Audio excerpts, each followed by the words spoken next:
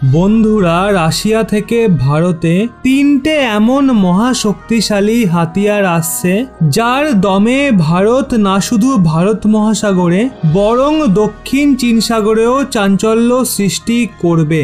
আজ্ঞে হ্যাঁ, আর এটাকে নিয়ে পুরো প্রস্তুতি তোড়জোড়ের সঙ্গে চলছে।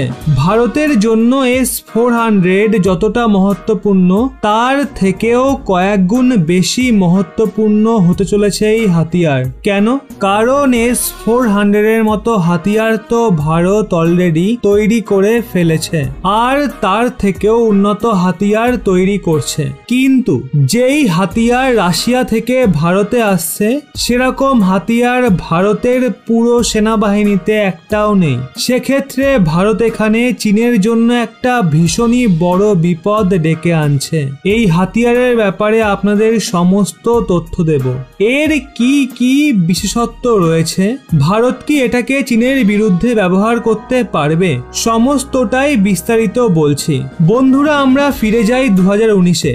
সেই সময়ে মিডিয়াতে কিছু রিপোর্ট বেরিয়েছিল যে ভারত ও রাশিয়ার মাঝে কোনো হাতিয়ারকে নিয়ে একটা গোপন ডিল হচ্ছে, আর সেটা ভীষণই সিক্রেট ডিল ছিল। এমনকি ওই হাতিয়ারের নামও প্রকাশ পায়নি, যদিও দামটা জানা গেছিল। ওই ডিলের মূল্য ছিল প্রায় $3 বিলিয়ন, ভারতীয় মুদ্রায় যার দাম দাঁড়ায় প্রায় 23,000 কোটি টাকা।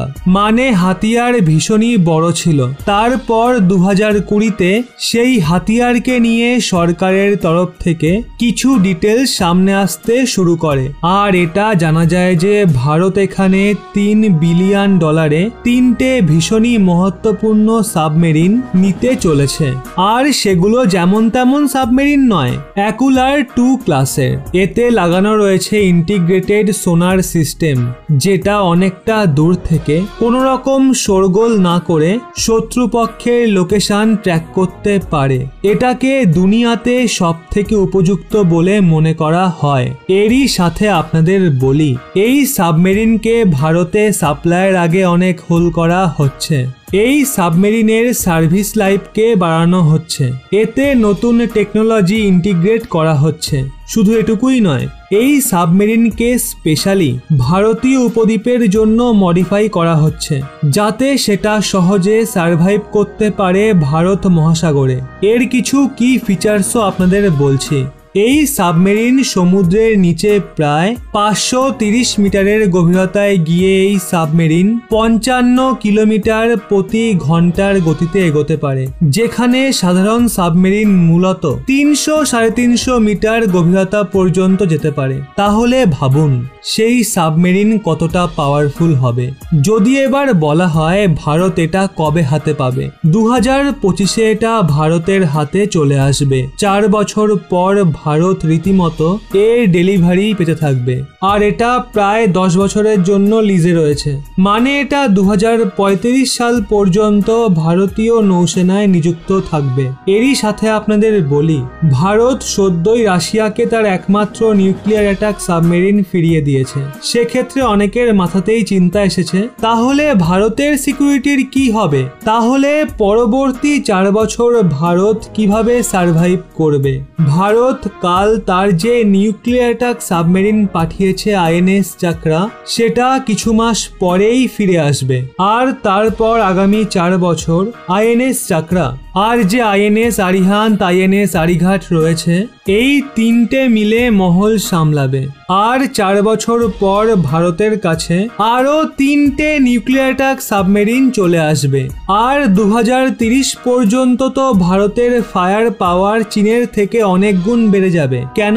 কারণ ভারত 6টা আরো নিউক্লিয়ার অ্যাটাক সাবমেরিন বানাবে। এটাকে নিয়েও খুব শীঘ্রই টেন্ডার চলে আসবে। তাই 2030-এ ভারতের কাছে এত মজবুত সাবমেরিন পরিকাঠামো হয়ে যাবে যার মোকাবিলা চীন করতে পারবে না। আপনারা বলতেই পারেন, এখন ভারতের কাছে 18টা সাবমেরিন রয়েছে, চায়নার কাছে 70টা সাবমেরিন আছে।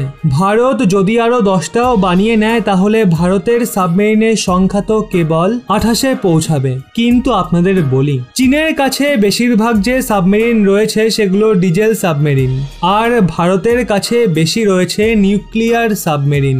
এখানেই ভারত একটা বড় রকমের গেম খেলেছে, কারণ ডিজেল সাবমেরিনের টক্কর যখন নিউক্লিয়ার সাবমেরিনের সাথে হবে তখন ডিজেল সাবমেরিন 100% ব্যর্থ হবে, কারণ ডিজেল সাবমেরিনে থাকে ডিজেল ইঞ্জিন, যেটা ভীষণই বেশি ভাইব্রেশন ক্রিয়েট করে, যার জন্য সোনার খুব সহজে ডিজেল সাবমেরিনকে ট্রেস করে সেটাকে ধ্বংস করতে পারবে। কিন্তু নিউক্লিয়ার সাবমেরিনে কি হয়? রিঅ্যাক্টর, যেটা নায়ের বরাবর ভাইব্রেশন ক্রিয়েট করে, যেই কারণে নিউক্লিয়ার সাবমেরিনকে অত সহজে ধরা যায় না। আর সেজন্য যে নিউক্লিয়ার সাবমেরিন হয় সেটা যেমন দামি হয় তেমন ডেডলিও হয়। সেজন্য ভারতের যে সাবমেরিন ডেরা রয়েছে সেটার যে ফায়ার পাওয়ার রয়েছে তা চীনা সাবমেরিন ডেরার থেকে অনেক বেশি পাওয়ারফুল হবে। সেই জন্য ভারত এখন যে সাবমেরিন বানাচ্ছে সেগুলো সবই নিউক্লিয়ার সাবমেরিন। ভারতের এই বিশেষ রণনীতি নিয়ে আপনার কি মন্তব্য তা নিচে অবশ্যই কমেন্ট করে জানান। ভিডিওটি পারলে প্রত্যেককে শেয়ার করুন, আর এরকমই ব্যাক টু ব্যাক আপডেট পেতে রহস্য বাংলা এই চ্যানেলটি সাবস্ক্রাইব করে পাশের বেল আইকনটি অল করে রাখুন।